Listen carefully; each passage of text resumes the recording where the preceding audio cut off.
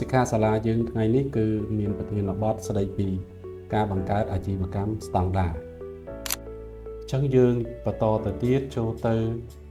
គន្លឹះទី3អំពីការបង្កើតស្តង់ដារផ្ដល់សេវាកម្មជូនអតិថិជនតើយើងបង្កើតស្តង់ដារដើម្បីផ្ដល់សេវាកម្មជូនអតិថិជនយ៉ាងដូចម្តេចជាធម្មតាយើងត្រូវតែមានបែបបទយើងត្រូវតែមានគោលការណ៍ដើម្បីបំរើទៅដល់អតិថិជនអញ្ចឹងទី1គឺបង្កើតគោលការណ៍ឆ្លើយតបដល់អតិថិជនទី2កំណត់ពីរបៀបដោះស្រាយជាមួយអតិថិជននៅពេលដែលយើងធ្វើការឆ្លើយតបជាមួយនឹងអតិថិជនហើយយើងក៏ប្រមាលមើលអំពីវិធីដោះស្រាយជាមួយអតិថិជនផងដែរដើម្បីយើងរៀបចំចេញជាស្តង់ដារមួយដើម្បី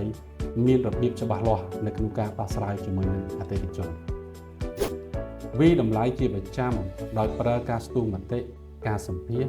ឬការវិតម្លៃពីអតិថិជនយើងផលិតផលរបស់យើងក៏ដូចជាសេវាកម្មយើងទាមទារធ្វើការទៀងទាត់ទាមទារធ្វើការស្ទង់មតិពីអតិថិជនរបស់យើងដើម្បី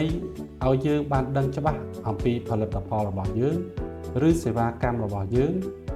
ឲ្យបានច្បាស់អំពីការពេញចិត្តរបស់ពួកគាត់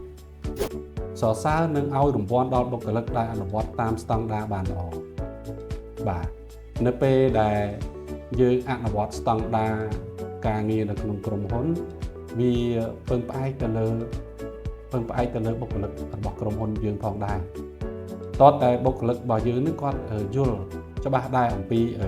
ការអនុវត្តស្តង់ដារហ្នឹងអញ្ចឹងនៅពេលដែលគាត់អនុវត្តគាត់ចូលរួមអនុវត្តនៅស្តង់ដារនឹងបានល្អយើងក៏គួរតែលើកទឹកចិត្តគាត់ដើម្បីឲ្យគាត់បន្តនៅក្នុងការអនុវត្តស្តង់ដារនឹងបន្តទៅទៀតបានល្អ